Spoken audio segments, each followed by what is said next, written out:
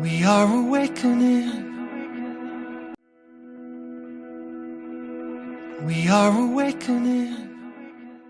Hello. Hello, Ellie. How are you? Good. How are you doing? Very good. You look lovely today. Thank you. How's everything? Everything is wonderful. We are right now live in the Awakening Together Sanctuary. So everyone is hearing our conversation. And then we're also live on Awakening Together Radio, so there are others hearing our conversation as well. I want to thank you very much for saying yes to this interview. I was just telling them that for about 3 years I've wanted to interview you, and I'm very happy that today I'm getting that opportunity. I even wonder if this won't be my last interview. So, you asked me yesterday for some questions, so I sent you some questions, and we can go over those questions in whatever way that you feel to. But what I would like to do is just share one thing with you first. It's kind of an analogy, and the analogy would be of a mountain, with the awakening process or the ripening process, whatever you want to call it, being like a hike up the mountain. And not everybody's ready to hike the mountain, as you know. There's lots of other things to do. But I feel ready to hike the mountain.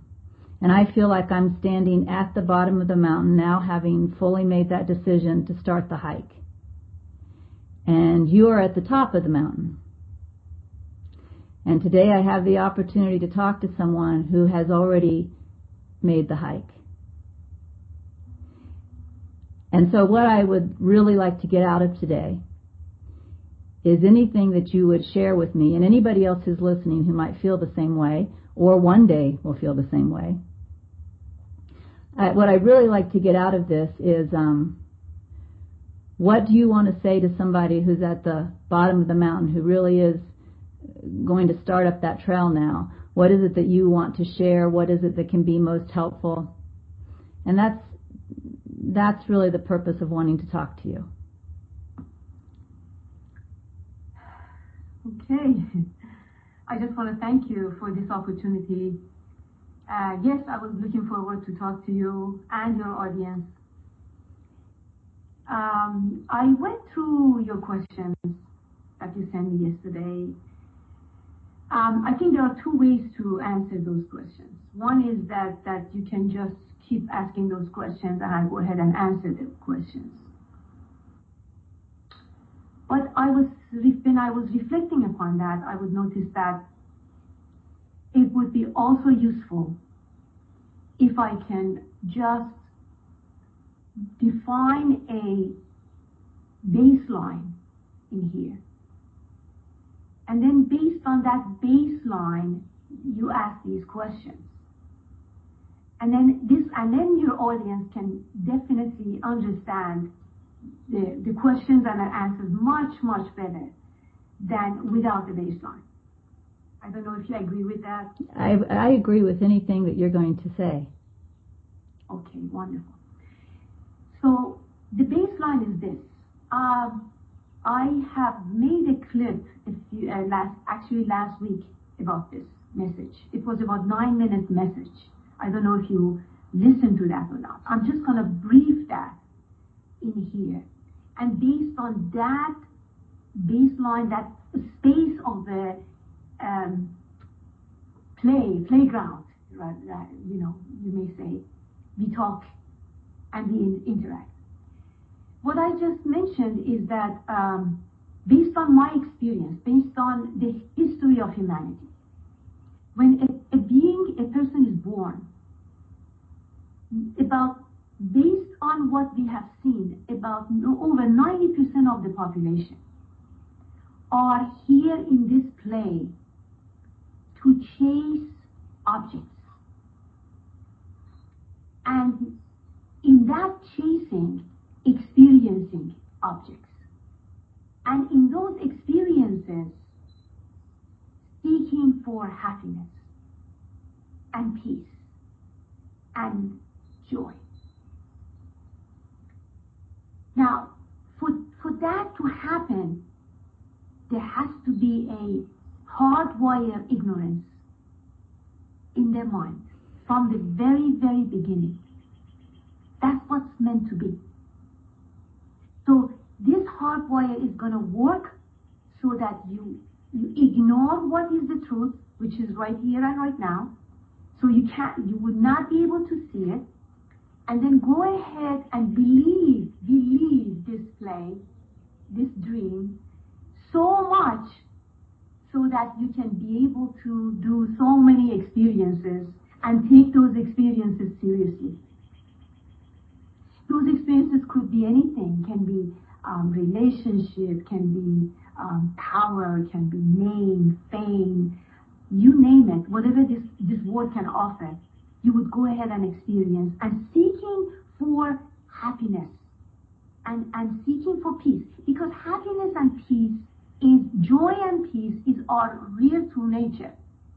But because you are ignoring that, you have to find it somewhere else, somewhere in the play of form. So that is how it happens. And as of now, as of this moment, you would see not over 90%. If I say 90%, I am not exaggerating. Over 90% of the population are not awake. They are in deep sleep, sleepwalking, ignoring the truth, it's moment to moment, and playing. That's what it is. Which is, there is absolutely nothing wrong with that. It is grace, it is blessing, and that is how it's meant to be for this human being, to just live like that.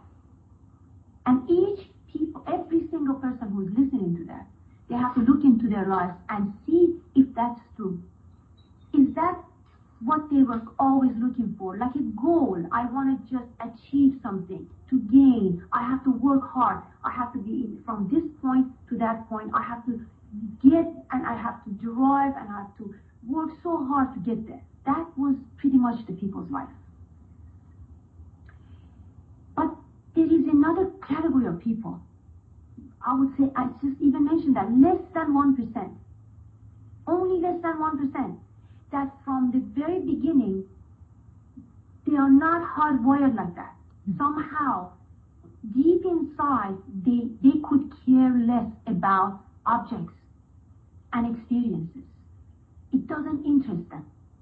From very beginning, from age 5 and 6. These people, what they want to know is, the bottom line is just one question they have.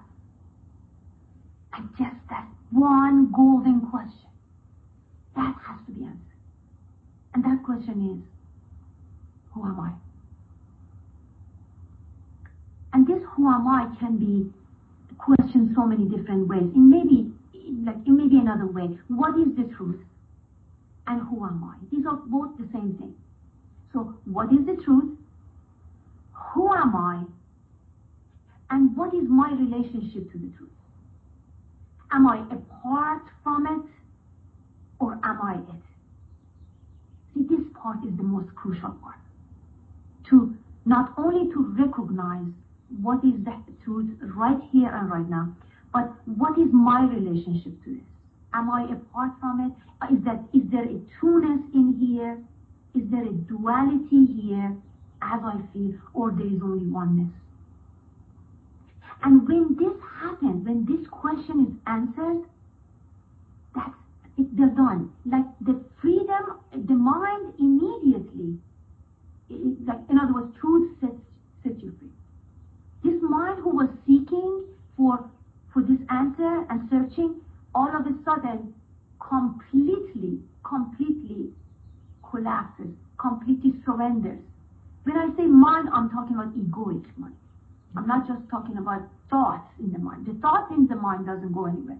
The egoic mind, that mental character that it was in the mind, would completely recognize what is the truth in here and completely surrender to that. That to me is like a leap. It's like a jump.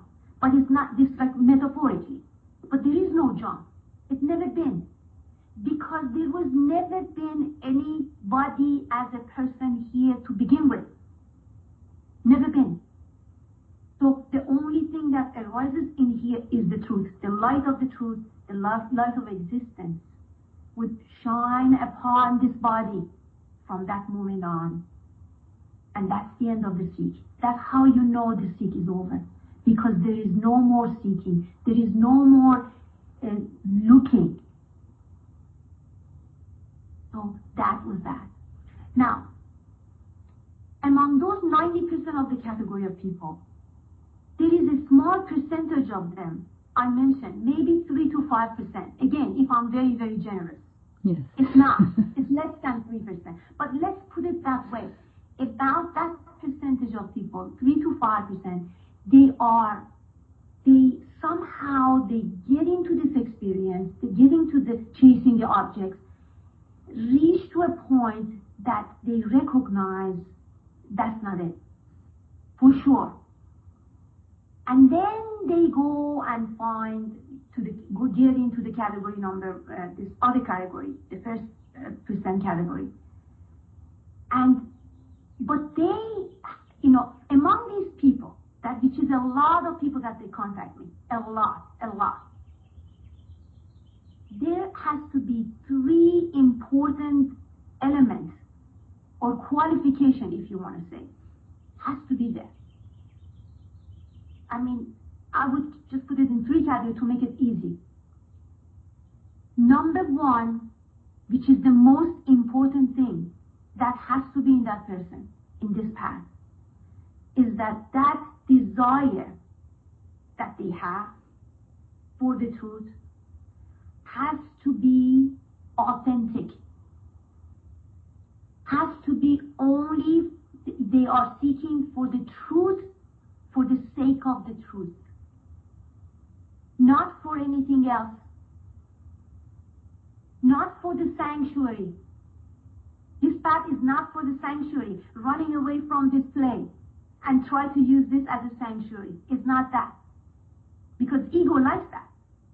This path is not about how I deal with my problems, how I'm going to deal with people, how I'm going to deal with this mind, this chattering mind, or my emotions that is going on, and to get rid of them. This path is not about feelings and emotions to begin with. Because the freedom, the liberation of the mind happens when you are free from all of these experiences and emotions and feelings anyway. So this desire has to be authentic. So when I talk to people, I let them talk. I hear them for the first 15, 20 minutes to see if this desire that they're talking about, I want to know who I am or whatever, is that really their own authentic question? Because you can pick up this question, who am I, from every single book. But it's not your question. If it's not your question, then that's not it. Then your desire, this desire that you have, is for worldly stuff. Is for, again, experiential things. Because you see things as experience. So in this path also you are seeking for some sort of an experience. See? And the point is that this path is not about experience. It's not about I am in point A, then I want to get to point B. So what should I do? It's not about that. It's about I am at point A. I'm not going to move from point A. And in point A, I would recognize something here. So the problem is not movement. The problem is not experience. The problem is the lack of knowledge. So we have knowledge problem, not the experience problem. The majority of people that they contact, they think that this path is about experiencing something. Something has to happen here, like some explosion. I have to go within, and some kind of exotic experience I should have, and then poof, this ego evaporates. It's not like that. It's not like that. This path is about what first and foremost, what is the truth, and I'm seeking for the truth for the sake of the truth. That's it. Nothing else. I don't want anything. I don't want to have any specific feelings. I'm not seeking for any specific thoughts in my mind. I'm not seeking for a complete clarity or no thought in my mind either, so that I'll be always in peace, kind of a thing. It's like, in other words, you're shielding the protecting yourself against this world. These are all desires of the ego, which is all about playing. So please try to understand, the most important thing, that desire has to be authentic. So that's number one. Number two, the mind of this being, because your desire is authentic, your mind is mature. Your mind is mature and is capable to recognize when a guru points out to the truth, which is right here, right now. This mind is mature enough to recognize this and not ignore it. In other words, it would recognize what is the subject, what is the truth, and what is the fiction. It sees it clearly. It knows clearly the difference between the subject and the object, and it doesn't get confused. I mean, a person who is programmed to be ignorant, it is confused. It's confused because they don't recognize the subject, they are identified with the objects, and then they go and seek for the objects. That's all they see. In other words, in this coin, they only see this side of the coin, which is all objects and experience and form. Okay? A mind which is mature, when you show this mind the other side of the coin, which is emptiness, which is stillness, okay, this mind would recognize the complete fullness in the emptiness. It would recognize, when you point out, it would see it and say, it says, yes, absolutely, positively, this is it.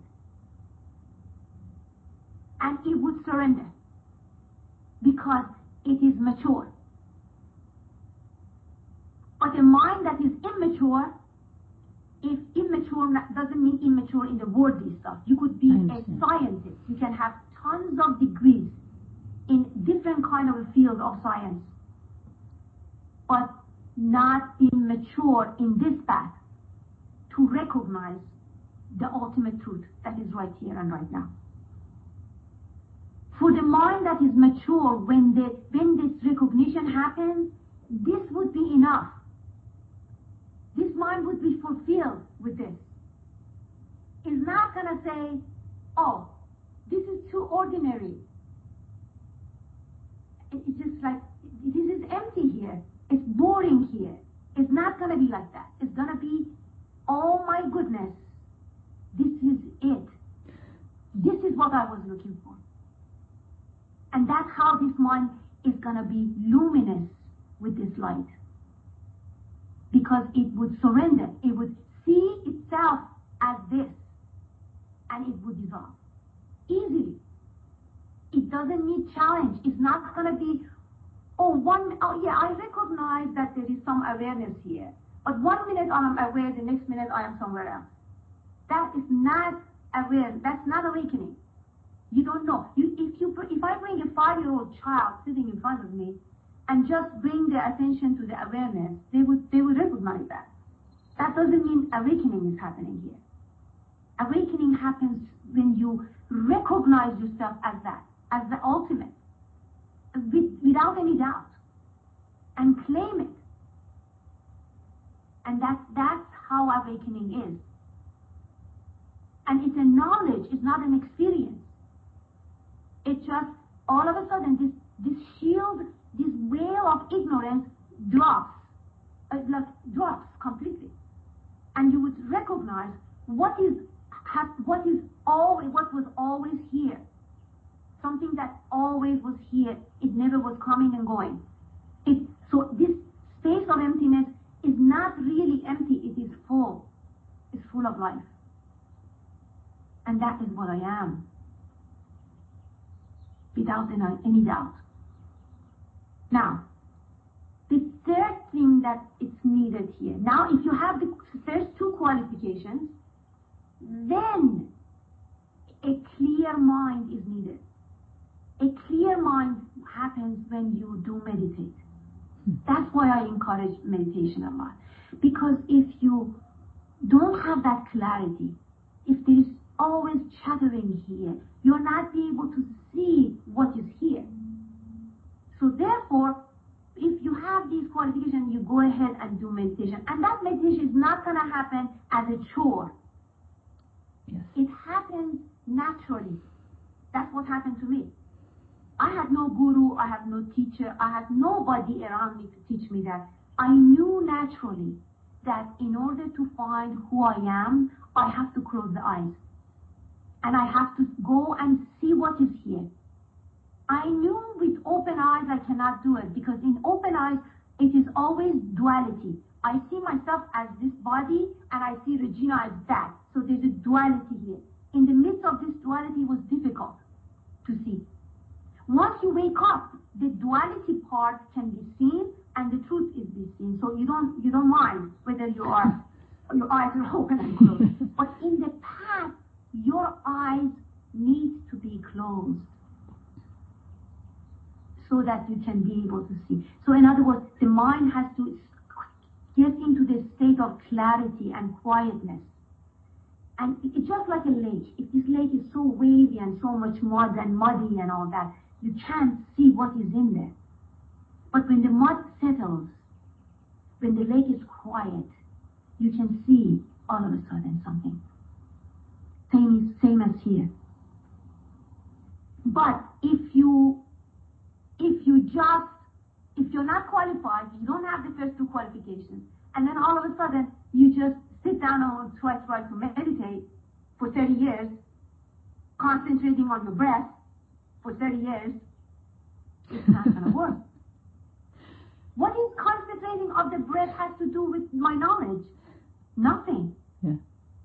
So I'm answering the question for so many people, because I know some of these gurus, they say, who's doing meditation? Meditation means you're separated.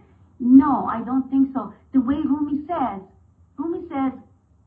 it takes a thorn to remove a thorn. So that meditation, I am doing meditation is a thorn. That means the ego is doing. But it would remove the thorn. It's going to remove the ignorance. So to me, meditation for me, for my body, for this body and mind, was absolutely positively necessary. And it was happening as a very natural way. It's not that some people call me, I meditate 20 minutes in the morning, 20 minutes at night. No, that's a chore.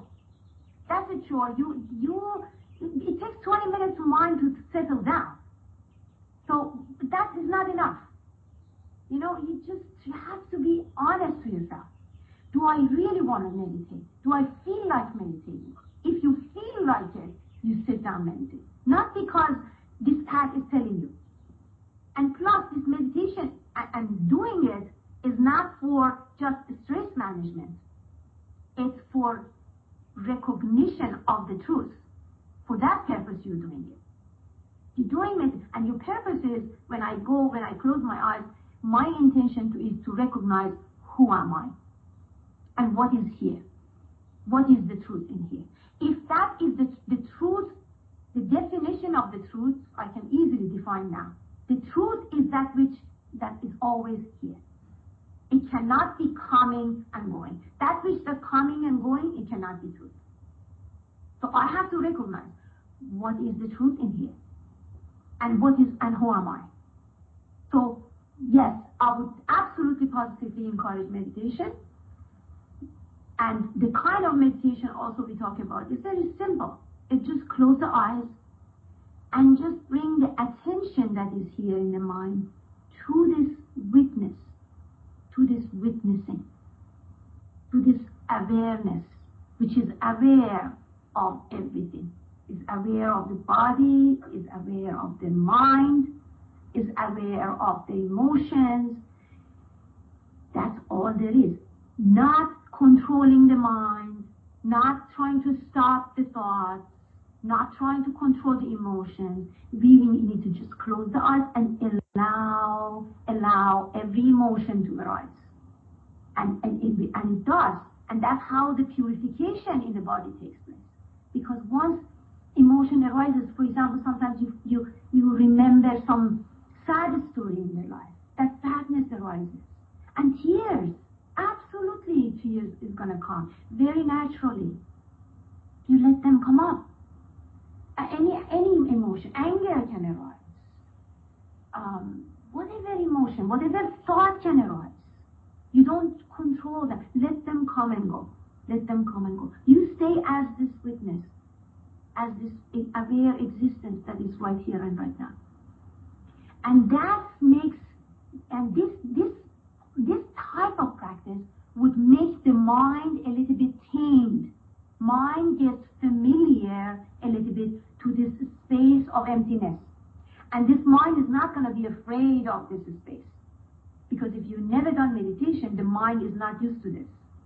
The mind does not accept this space of emptiness as a safe place. So therefore, when the time comes to dive in, to merge into the ultimate, it will not going to do that. Because to the mind, this is not a place to be trusted.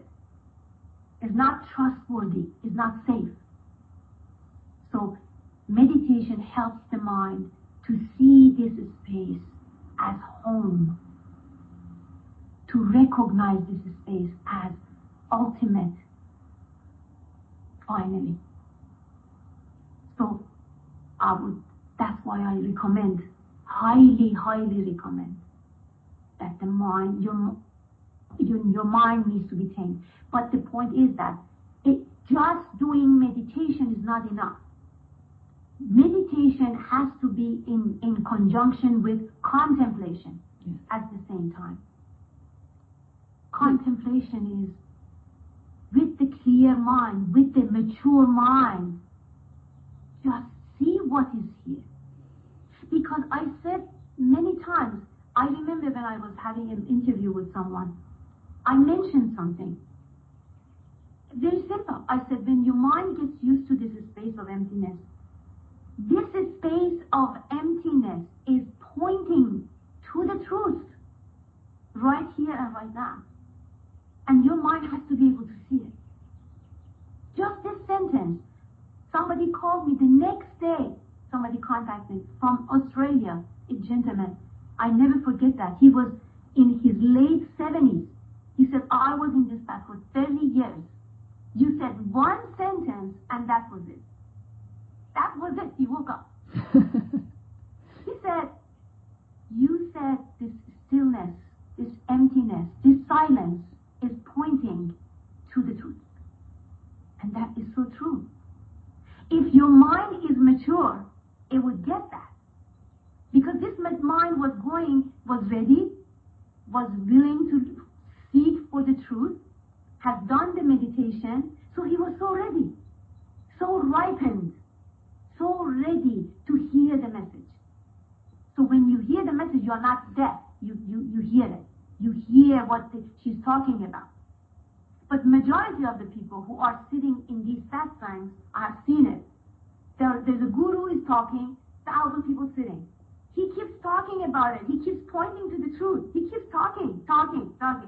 Have you seen one person, even one out of 1,000, all of a sudden gets up and say, "Wow, yes, absolutely, positive, yes." No, you don't see that. Everybody's all sitting in this form of worshipping and listening, but not really listening. This ear is deaf. It cannot hear because of the ignorance. Although he's talking about it, he's pointing to the truth constantly. They're not going to hear. So that, and then this mind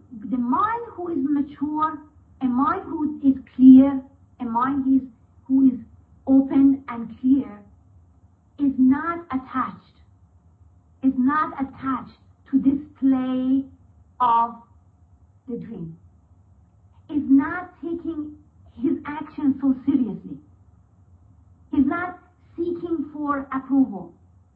Is not seeking for any particular action to get any specific results. It's not going to be like that. This mind is mature and recognizes something. It would know somehow, it knows this play cannot be it only. It knows that. So if it's not it, then what is the truth? Okay, so with this introduction I gave, I hope people understand it,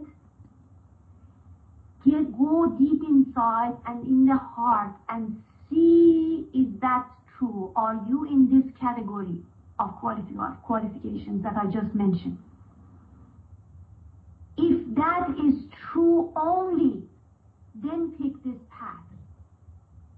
If you are in this, if really authentic, then pick this path. Because I have news for you. For someone who is really the truth seeker, absolutely 100% awakening happens. 100%, not 99. But for someone who is not meant to be a truth seeker, it happens to be the object seeker, and it now wants to come to this path so can it feel better. Okay, because such and such guru says that you're going to be free and unattached and this and that's looking for that. The chances are very, very, very slim. I'm not going to say impossible, but because nothing can be impossible. Once in a blue moon, something can happen, but there is absolutely no way, if you don't have this authentic desire for the truth and the maturity of the mind and the clarity of the mind, to be able to see and wake up to who you are. Although who you are, although the true nature is functioning in every single body, in everyone, and in other words, grace is for everyone. And there's no one person more than the other. If somebody wakes up, doesn't mean that's more aware than the other. It's not like that. Got it. Aware existence is right here for everyone. Everyone has that. But just because you don't know who you are, that doesn't mean this is not functioning. It is functioning. So if you are authentic to yourself and say, you know what, yes, I was always the object seeker. I was always seeking something in this world. I was always one looking for experiences. Then if I want peace, if I want happiness, if I want, peace of heart, there is so many ways. There are so many techniques. You can learn so many techniques of meditation, yoga, walking in the nature, interacting with nice people and, awake people, or even some people who are very in tune with themselves. That helps you to just, improve this light, or try to promote the light within yourself. And see, one thing I said to someone that really hit home, I said, you know what, if you cannot be the awareness, the least you can do is be aware. Be aware. It does the same result. It does pretty much the same. But if you're not aware and seeking for the object and not looking for the truth, then there is misery, of course. Of course. There's no question. But if you just accept that and say, you know what, I am, this is what I am, this is what I'm looking for, but I'm just going to be a little bit more aware. And when I say try to be more aware, yes, you have to try to be more aware with the mind, with the egoic mind. Because ego is functioning in there. How else you can be aware? So yes, you have to use your egoic mind to be a little bit more aware, more conscious in your actions. And that's about it. All right, I have one question. Okay. You used a word, and I suspect that your use of the word is different than mine has always been, so I want to see if I'm correct. You talked about contemplation as well as meditation.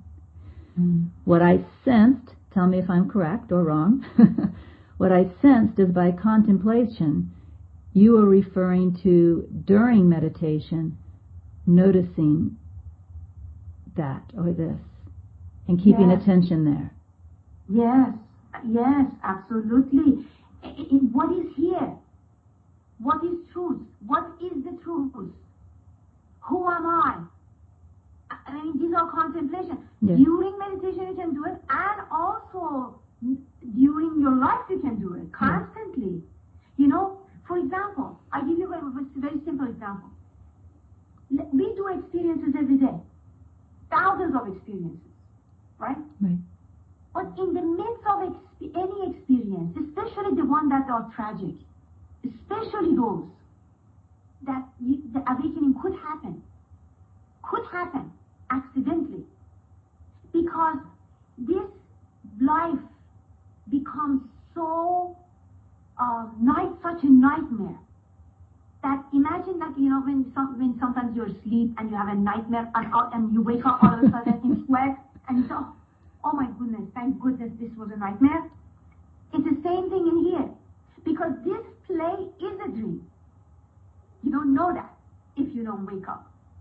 You see this as reality. This is as unreal as the time that you go to sleep at night. Exactly, they are the same. Exact. There's no difference.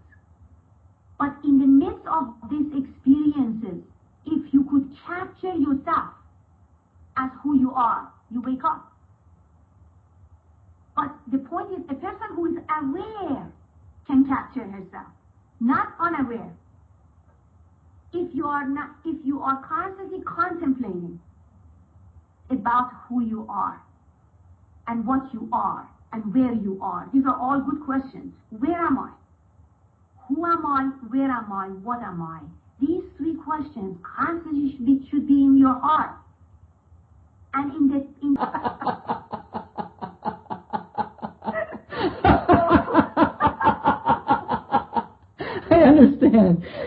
Okay, see that?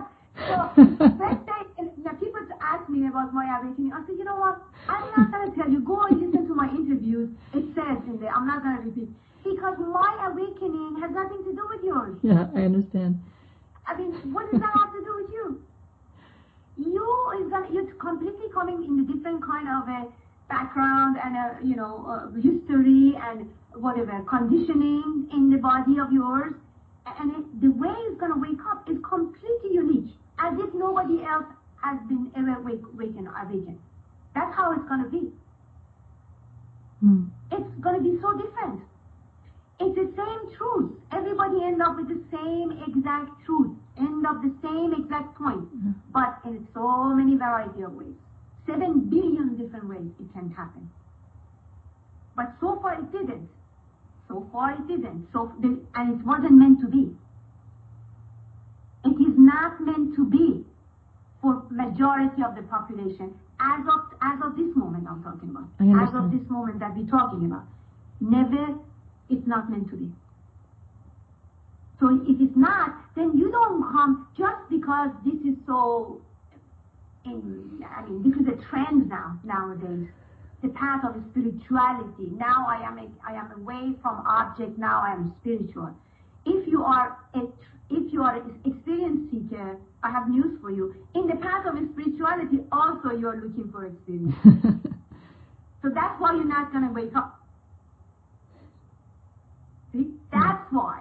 Because they are looking for experience. And most of these gurus, unfortunately, I see that, they give you this promise, per se. Okay, you are here in this kind of experience. Let me show you how to get from this point to that kind of a point, that point. So in other words, you have this experience, I help you to get to that experience. Not going to happen. Impossible. That's impossible.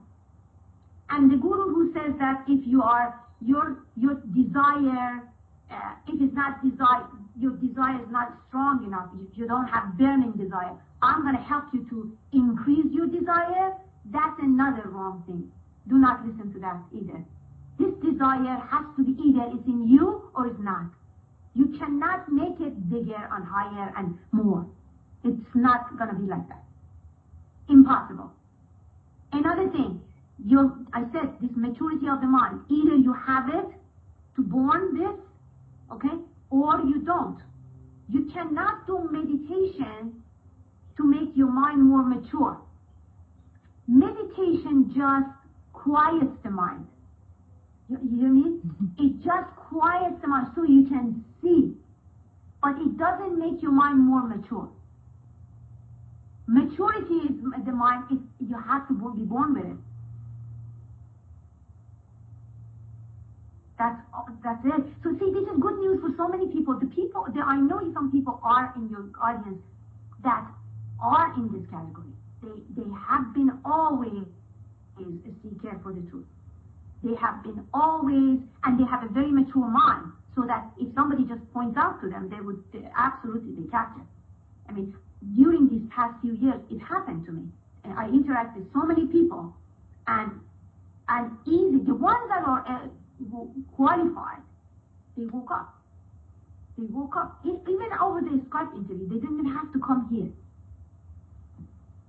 I don't have to even invite them to come here. It's not needed. Because you're ready, ripened. How can I say? It's not raw. People are raw. Raw means they are not ready. The readiness is not there. This readiness I'm talking about, this desire, this burning desire to know the truth is not there. You know? They want this. This is like part of their, list, for example. I want this. Also spirituality at the end. That should not be, this should be the first thing and only thing you want.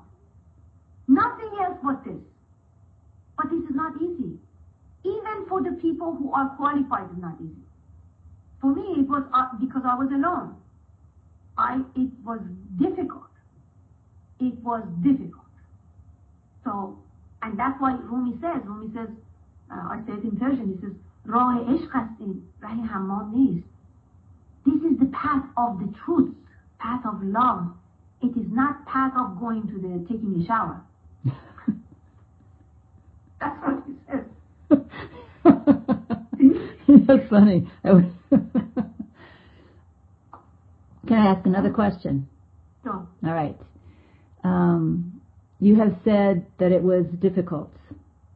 Mm-hmm. Is there anything you can say more about what was difficult? What was difficult? The seeing. Seeing means opening up. That inner seeing has to open up. And to be able to see, acknowledge, and merge. It needs courage. Courage. Mm-hmm. And the courage, if you have that burning desire, you're going to have the courage. But if you don't have the burning desire, you're not going to have the courage. Thank you. It needs the courage. Because this is the depth of the ego.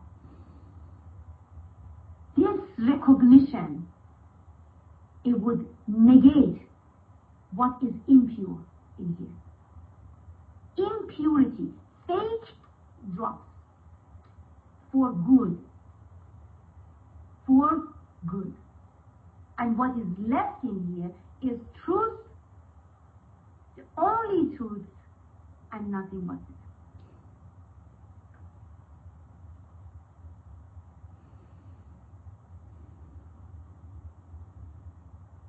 Wow. I've promised everybody 90 minutes, but in 45 minutes you've given me what I want.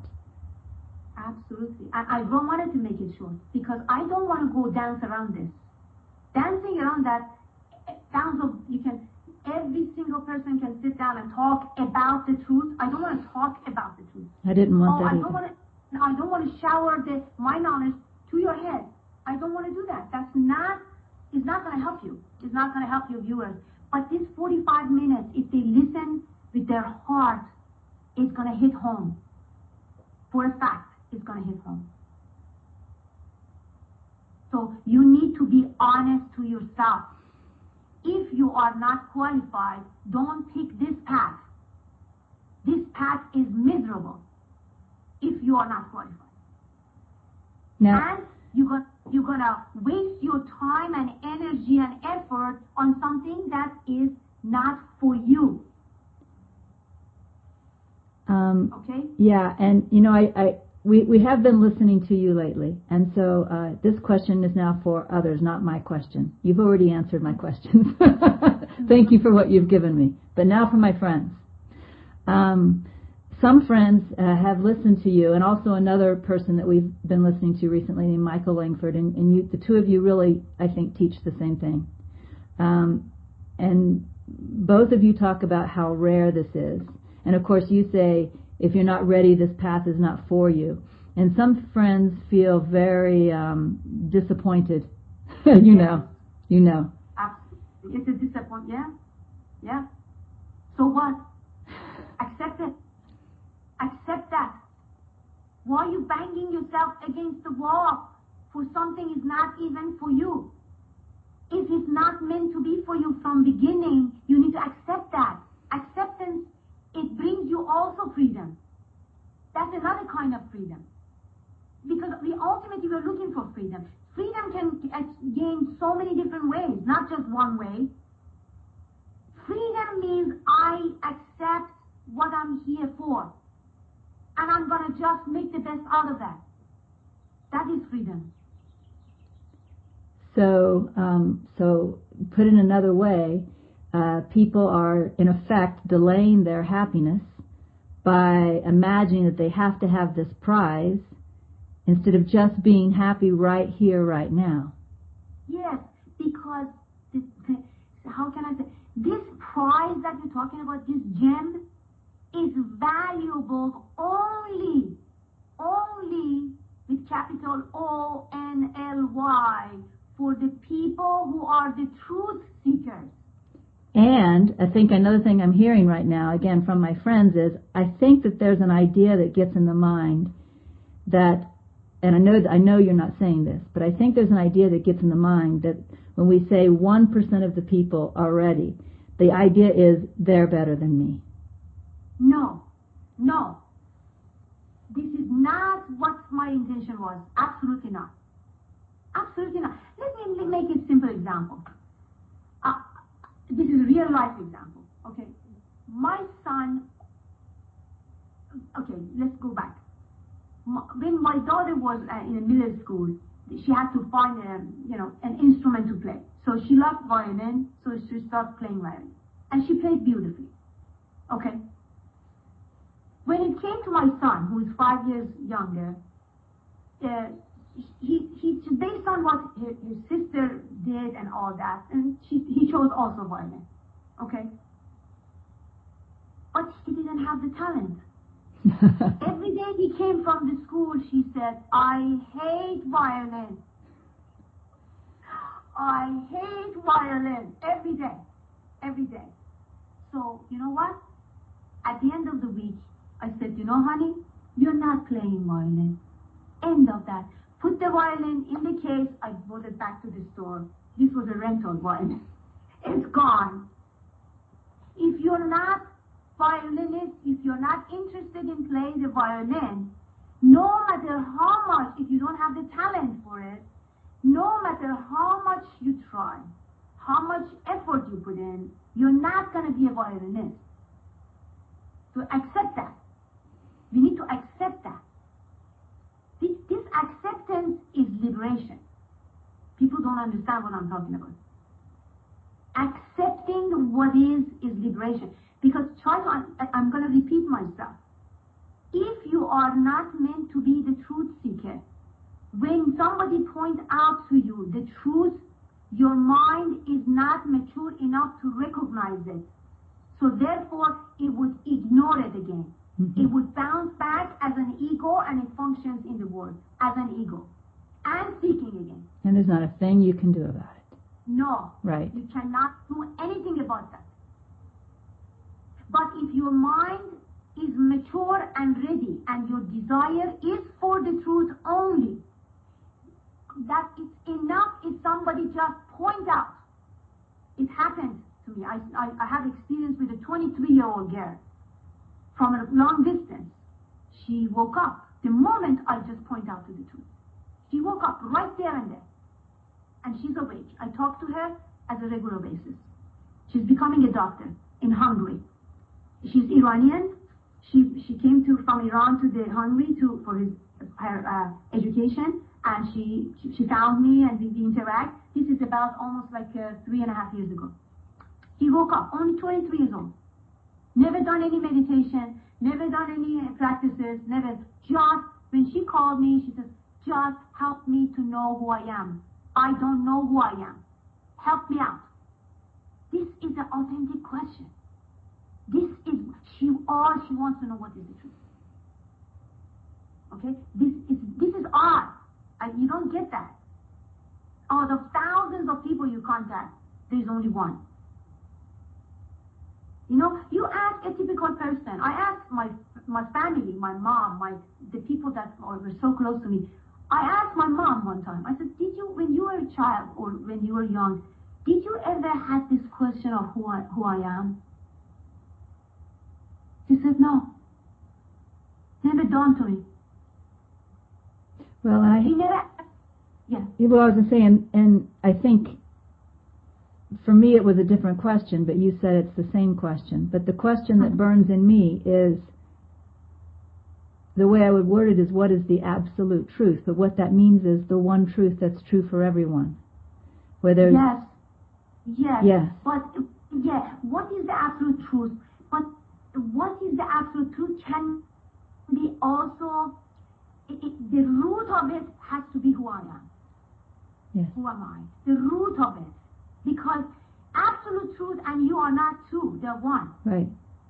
Okay? Yes. But according to the mind also likes to know what is the truth. Mind is very curious, isn't it? Mm. Mind wants to know everything. Okay? What is this? What is that? They investigate and then, but mind is also interested, can also be interested in what is true. But what I'm talking about is, what is the truth and who am I? That this combination is a very potent. Yes. My question was always, who am I? Because when I was alone, there was always empty here. I felt myself as empty. Okay? That scared me because I was not awake. You see, I was feeling this emptiness, space. I felt myself as in space. But it was scary. Because my mind was not trained, my mind was not mature to capture the truth in the midst of the space. Here is not just a space, it's not empty, it's full. But my mind was not mature enough to see the fullness until I grew up and then I went to this path.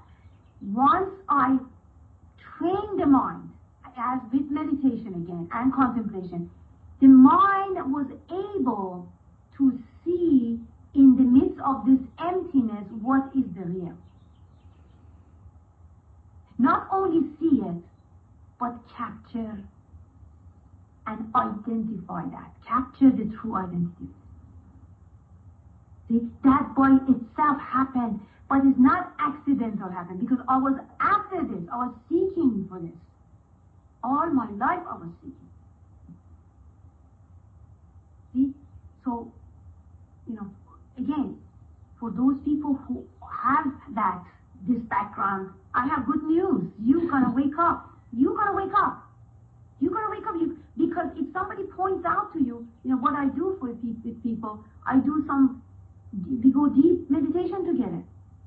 And then metaphorically, we dive into this depth. And I start asking questions. I say, okay, in this midst of this emptiness, what it is, what do you see?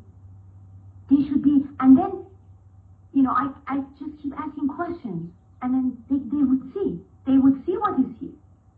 And then, in that point, the guru is very valuable. The guru helps you to grab it, not to let go of it anymore, to just identify it. Yeah, just grab and identify with what is the truth in here. Okay? And then when you come back out of meditation, you talk to me as the source, not as a person anymore. Because it was clarified down right there and there that this person doesn't exist. Never existed. Never existed. You clarify that. It's a you see it, not I am telling you. I understand. You have to be able to see. Seeing means opening up. Opening your, that metaphorically, inner eyes open. Metaphorically I'm talking about. There is no inner eye. Yeah. That inner not seeing all of a sudden invokes. I would help that inner seeing to invoke. So you can see. Okay? And then once you see, there is no way you can fall back to sleep. If you wake up correctly to who you are, there is no way you can fall back to sleep. Impossible. I mean, I see people call me and they say, oh yeah, 1 minute I am aware of my awareness, and then the next minute I am not. And then I am in and out. I mean, no. This is not awakening. I'm sorry. This is not, you don't know what you're talking about. I'm sorry. When you wake up, you wake up. Just like a light, you switch on or off. Either you're on or off. In between, we don't have in between. You cannot say 1 minute I am on, 1 minute I'm off. And you will never go off. There is no way you can go off. How could you go off? Even if you try to go off, you can't go off. This doesn't go off. This is always here. Always. Ever present. Self-shining. Unconcerned. And so simple. So here. So obvious. It is so obvious. Sometimes because something is so obvious, people can go blind completely. Right. Right. I was just reminded of something I think you said to Rick Archer when you were talking about maturity, and you had the story of if you had like a young boy, I don't know if you said 4 or 7 or what, but you had a huge diamond in one hand and an ice cream cone in the other. Do you want to finish telling your own story, or do you want me to tell it? No, you say it. All right. You say it. All right. That the young boy, he wouldn't understand the value of the diamond, so he would want the ice cream. But then, metaphorically speaking, if you have an older person, maybe 35, 42, someone who has grown and has come to understand the value of the diamond, and you make the same offer, that person would easily take the diamond. And that I'm understanding is the difference between the mature and the immature mind. In fact, the immature mind is still going to seek the objects. Yes. And the feelings and the experience. Yes. And they think that it has to be a specific state of mind I should have. That my mind has to quiet down, nothing should come and go in the mind. Or my emotion has to be I'm always in peace. That's not freedom. Freedom is you're free from all that. Not try to maintain any specific state of mind or an emotion and a feeling. It's not like that. It doesn't matter anymore what feeling and emotion and sensation and whatever is happening in the body. It doesn't matter. This body can get sick any moment. What does that have to do with me? Well, I love what you just said. I know. See that? Yeah. It's just, I know myself as ultimate truth that is here. This body is in my presence. It's in my presence right now. I am using the body to be able to talk. The body talks. The body moves. I'm using the body to do that all. But I am not the body for a fact. For a fact. Yeah. So the body can drop this moment. What does that have to do with me? Where am I going? Nowhere. Yeah. So, one thing I've often heard people say is that you're not enlightened or you're not awake if the body is sick. That if you were enlightened or awake, the body would be perfectly healthy. And what I hear you saying is the two have nothing to do with each other. Nothing to do with each other. Although you feel it, if the body search you, of course you feel it. You don't become numb, or you don't, you feel the body, you feel the pain, you feel whatever, you take care of it. You go to any doctor, you take care of it. But you're not going to identify with it. And because there is no identification, your way of handling it is much more mature, is much more conscious, without any attachment. Because you're not going to have any attachment. You don't have attachment to anything. You drop all your attachment all of a sudden. Nothing sticks to me right now. I mean, right now, as who I am, nothing is sticking to me. Nothing. Yeah, and I can see how any confusion about what to do, all the different choices, all the fears, that would all come from identification. So without the identification, there would be clarity about what to do with whatever illness may arise. Absolutely. Absolutely. And whatever it arises, you know that you can handle it. Yeah. Because what you are is independent from that. You see, liberation is a liberation from all this. Anything can come on my way. It doesn't matter. I am free from it. That doesn't mean I wouldn't handle it. It's not that. Anything comes on my way, I would handle it. But I am free from it at the same time. Yes. So experiences does not faze me. It doesn't matter anymore what kind of experience it is. It is what it is. And then the roles of the identification, they all drop. Like this past weekend, it was a Mother's Day, yes. Of course, Mother's Day, kids come in and all that. But deep down, I know what is the other side of the coin. You see, I don't forget that. This side of the coin, yes, I play the role of the mother. Of course. There's nothing wrong with that. But I would see the totality, not just one side. Not just the form. Just like, for example, if I ask you, like in the room that you are right now, most of the people who are ignoring themselves constantly, their attention is on the objects. Okay, there's a chair here, there's this thing here, there's that here, there's this computer here. But they don't pay attention to the space that is containing all these objects, first of all. That is very close to you. That space is very, very close to you. But it's not you. Okay? You are not this space either. That's another misunderstanding of people. They think that they are the space. The space, you are aware of this space. You're prior to this space. You cannot be this space.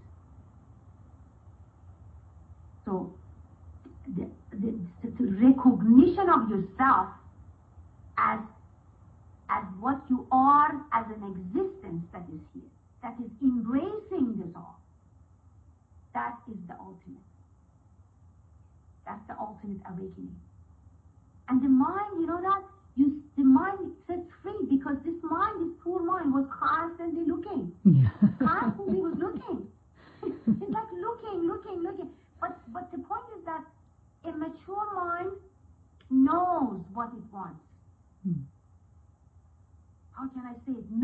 It knows. For example, let me make you a simple example. And this is a word example. Let's say you lost your phone. Okay?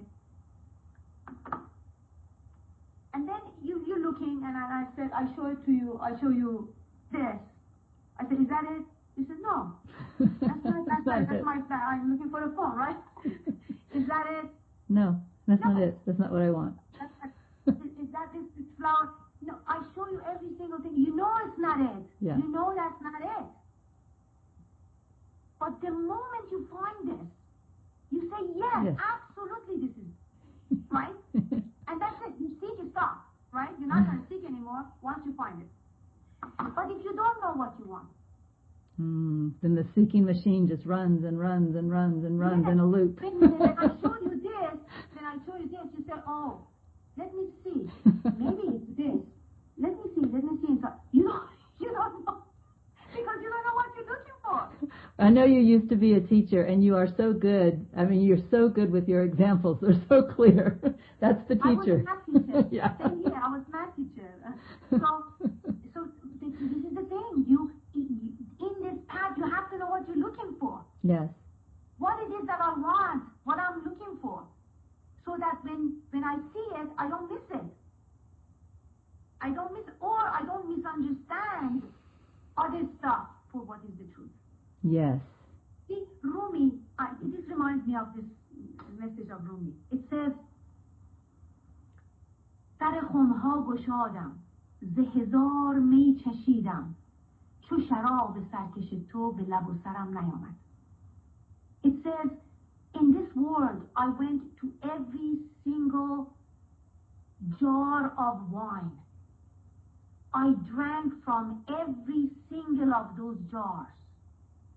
Tasted different tastes of these wines. Variety of them.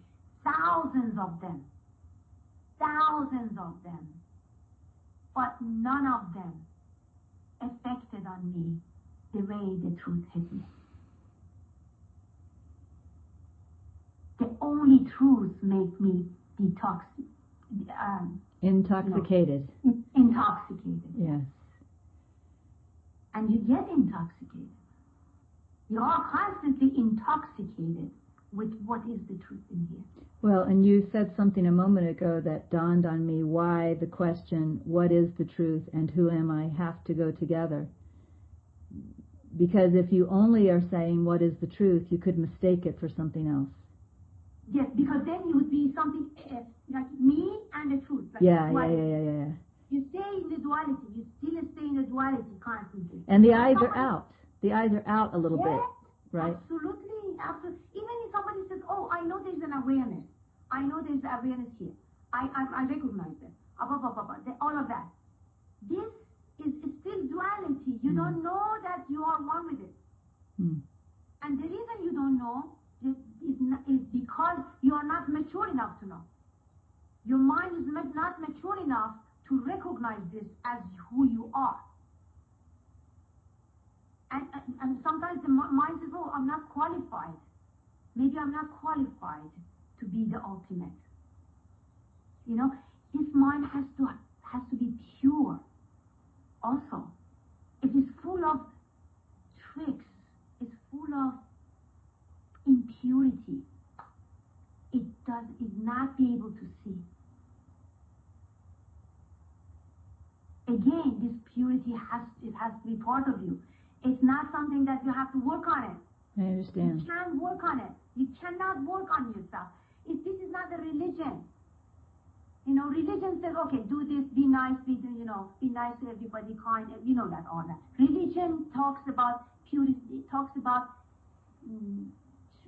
making this person ego, a better person.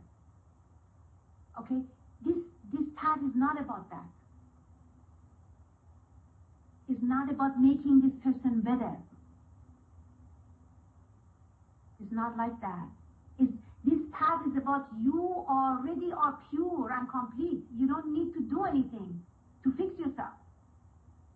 But you have to recognize yourself as that. And that recognition means, again, maturity. And true burning desire to know. True burning desire to die into this light of existence.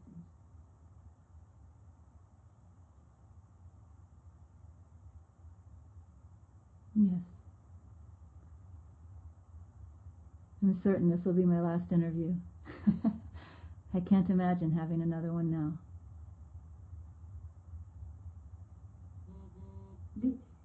I hope it is helpful for both groups of people that, again, I put it into the categories. I shouldn't categorize people, but in order to see things better, we did that so that you don't get confused again.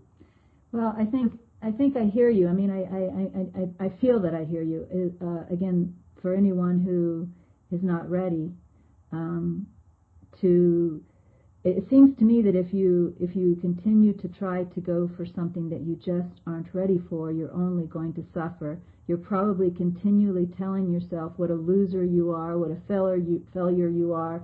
That can't add to any happiness. And if I can just use some words, God is dancing all of us. And if God is dancing some to awaken, beautiful. But if God is dancing some others to dance in a certain way, why not let God dance you the way God wants to dance you? Why fight it?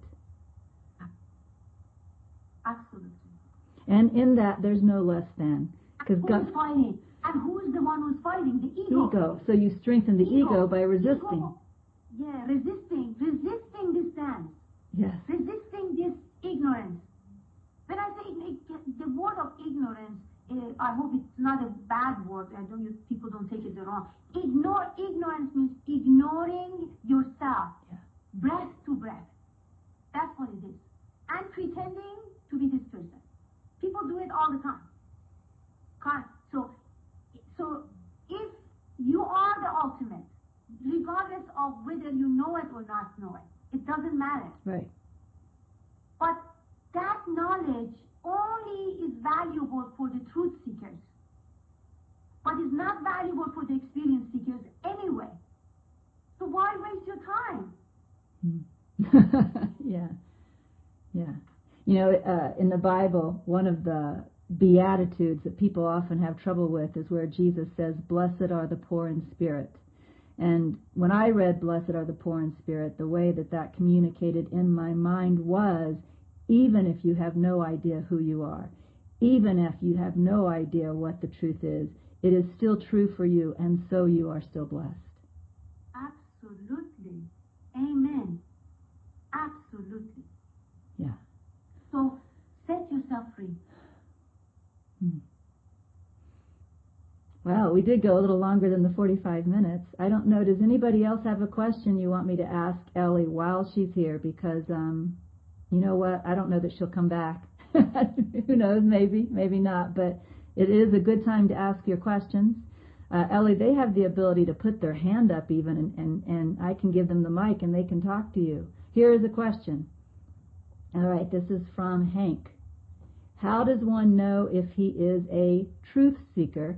And have I answered my own question by asking the question?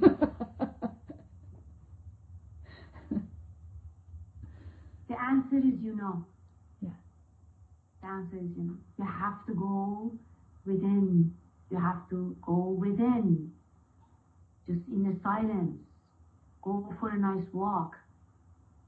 Just listen to your heart. Your heart, your gut feeling it tells you the truth.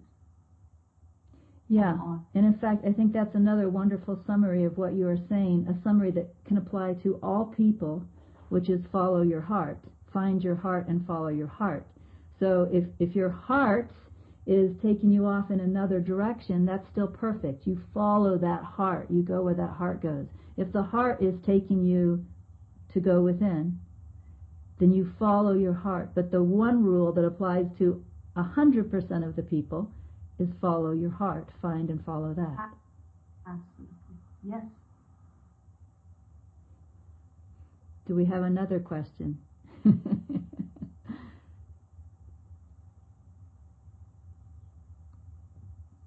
Just giving them a moment because some of them prefer to type the question. So in case they're sitting there typing, I don't want to say goodbye too quickly and then have the question appear. Okay, so here is another question. So this is from Kathy. So then, how does practice play into this? Or do you mean, Kathy, like what is the role of practice, spiritual practice?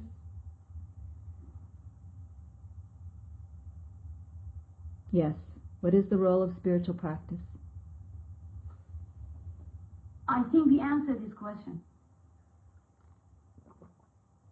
Because practice is valuable if and only if the first two categories that we talked about, the burning desire for the truth is authentic and the mind, the egoic mind, is mature. Then the practice comes to the picture. Okay?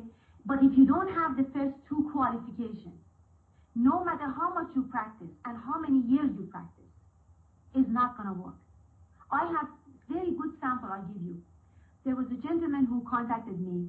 He was a psychiatrist, and he was in this path for 30 years.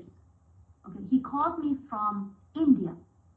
Okay, he went to one of these ashrams and is doing some sort of a selfless service in there. He's older, like senior citizen, American man. He wrote to me, he said, I was in this path for 30 years, meditating, practicing all my life. All my life. I have reached to the level of peace, okay, and happiness, which was great. But, see that but, when so-and-so guru in India says, I am that, I don't quite understand what is I am that. Okay? Now, I was happy for this gentleman. He said, and it's okay. He said, and it is okay for me, even if I don't understand that. See, this is a beautiful behavior. This is a mature behavior. Saying, okay, I did my part for 30 years. He never been married. All his life was in this path. He did all these practices. It wasn't meant to be for him. Okay? And then all he was looking for it was a peace, again, experience of peace, which he got, and experience of happiness. He got that. Okay? And it doesn't matter for me anymore. Okay? So that is pretty much my message. If you are in that situation, then just accept. It doesn't need 30 years of practice for you to recognize that.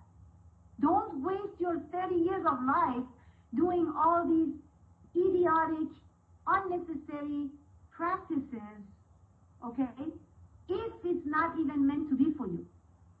Because try to understand, after 30 years, if you don't recognize that I am that, then what did you recognize? The whole path is who I am. Who am I? And what is the truth? I am that. Yes, I am that. What else I can be? Of course I am that.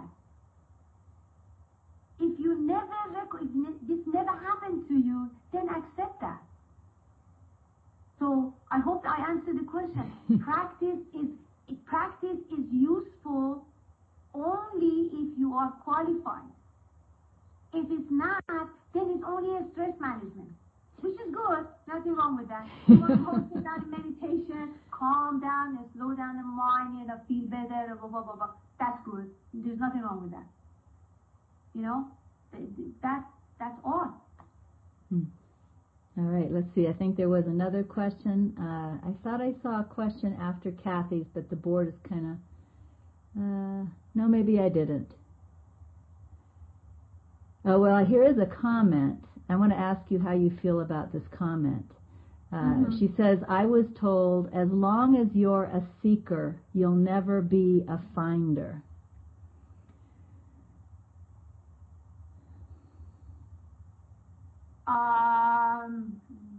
As long as you're a seeker, you'll never be finder. I don't know what they're talking about.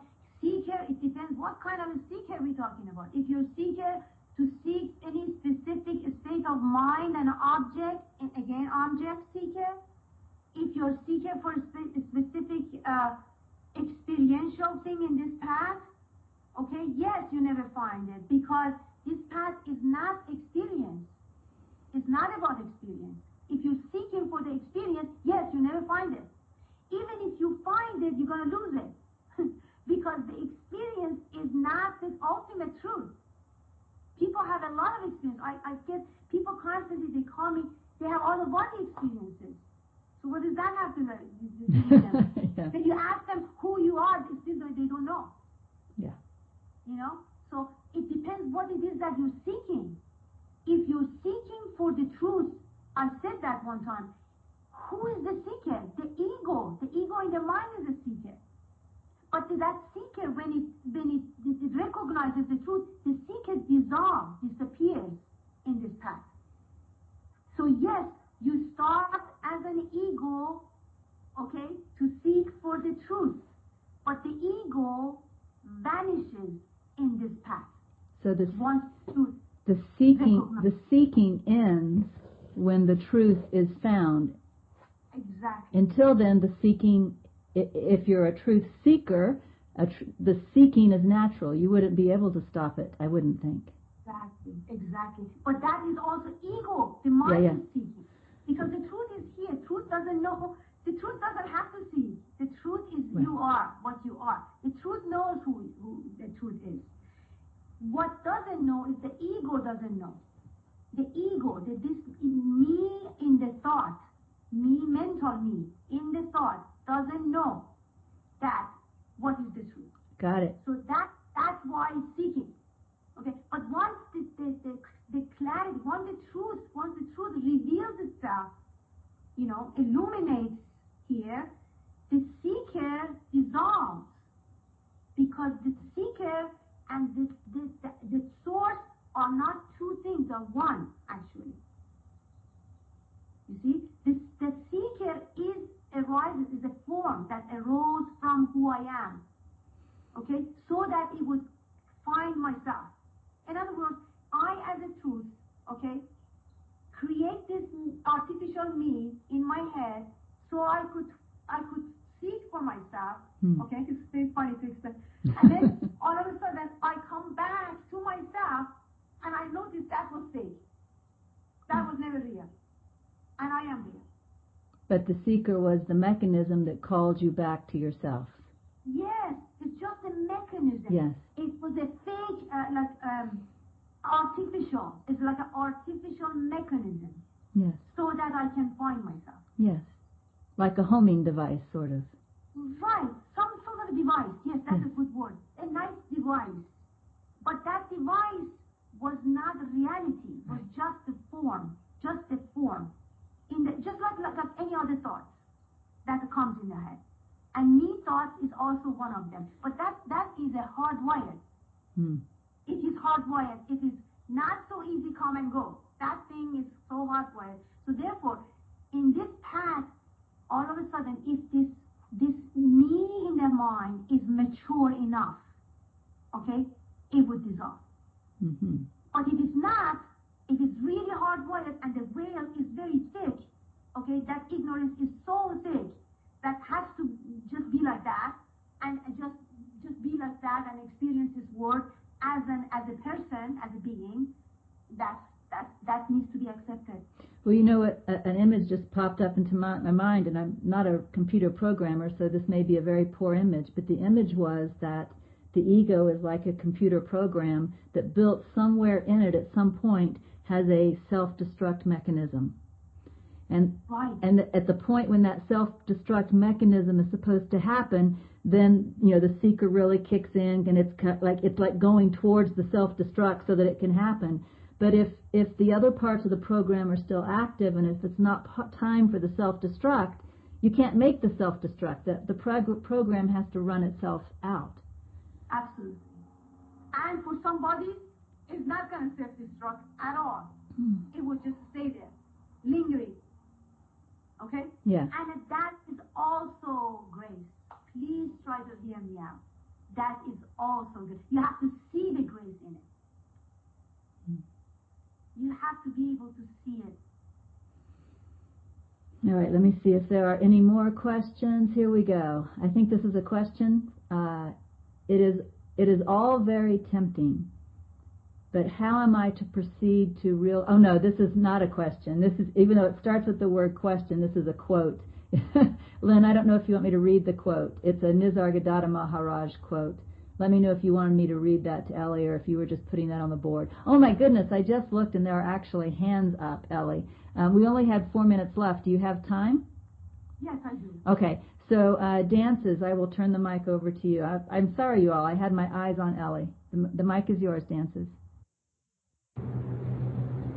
Just really quick, I posted a question in context and about the seeker thing. Trying to shorten my time, and I'm making it longer. The seeker thing, the reason I was told that as long as you're a seeker you'll never be a finder was because I had it in my mind, it never dawned on me that there was anything else except to seek, that I was stuck in this mode that I thought that's what my life's mission was, to always be seeking. And it never dawned on me. I mean, it just never, it seems common sense now, but it never dawned on me that, oh, well, I don't know if I'm making any sense. Anyway, Sharon's hand is up. I'll drop the mic. Thank you very much, everyone. Say, Ellie, do you have a response you want to make?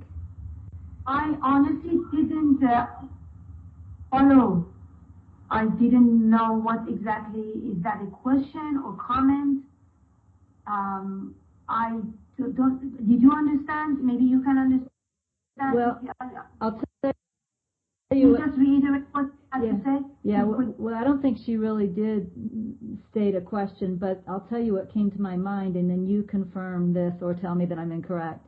What came to my mind is that even though the seeker is the homing mechanism, and we've talked about that, when it comes, there comes a certain point where you always say you have to claim it.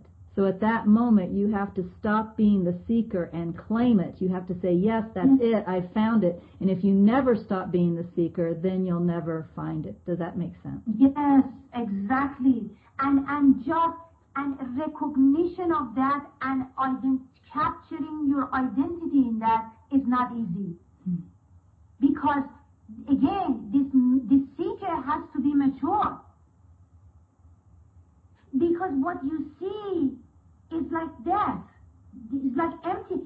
If the seeker, if this being, this existing that is functioning as a person, who only sees this as an empty space, it would not it's not going to jump into this. Why? It's scary. You know what I'm saying? Yes. But if this ego, if this person in the mind is mature enough in this path, when it recognizes this light, it would completely surrender. Maybe surrender is the right word. Surrenders itself to this light. Okay. Try to understand. Ego is not a person. It's a thought in the mind. Yes. So the thought in the mind is afraid. See how this is ridiculous it is. This thought thing in the mind is afraid of this Yes. space because it doesn't trust this space. Yes. And to say, tell me the reason it doesn't trust because it's not mature. I was going to say, tell me if this is saying the same thing, because, it does sound a little confusing to say, the ego is nothing, it's just a thought, the thought is afraid, because that makes it seem like something again. So is it possible that just the belief or the interest in the thought generates fear? Is that another way of saying it? Yes, absolutely. Because the egoic me in the mind wants to protect itself constantly. That's their job. That's the job of the ego, isn't it? Protect itself from the danger and then chase the object, chase the joy and pleasure. That's the job of the ego. When ego sees this as an empty space, okay, it is not mature, is not going to surrender. Why? Accepting myself as this emptiness, that means I'm dead. Why should I be dying? The ego doesn't want to die. Yeah. You see? But if this ego is mature enough, and is a true seeker, is authentically seeking, once it sees the ultimate, just like this phone I just told you, once it sees that, what does it say? Yes. That's what I was looking for. Okay, yes, this is what I was looking for. Nothing else. But if you don't know what you're looking for, if you don't know, even if you see it, every moment you see it, moment to moment you're seeing it, why you're not claiming it? Because you're not mature. Your mind, the ego, is not mature enough to see this as the ultimate. This is it. All right. See what I'm saying? That's why it makes it very difficult. This is not an easy thing for everyone. I'm so surprised that some of these gurus keep saying, oh, this is the birthright for everybody. Everybody come in and pay the donation, sit down and listen to this. No. Yes, listening to this, if it makes you feel good, you just have some nice, feeling towards the guru, and the atmosphere is all people, nice people, that you give a hug to everybody, that's that. But that's not awakening. Yes. That's not awakening. You become what they call a satsang junkie. Yeah, I understand. That's all you become. Just like you become a heroin junkie. Yeah. Everything here has kind of gone crazy all at once. My phone started ringing. I lost Pal Talk. I lost Skype. So I think that this just means that we're done. So hopefully this was useful to everyone. I am going to go and save my recording and email Ellie. All right? Yeah, my dog was crying. Yeah. Yeah, I think that the universe was saying we're done. All right. Bye-bye.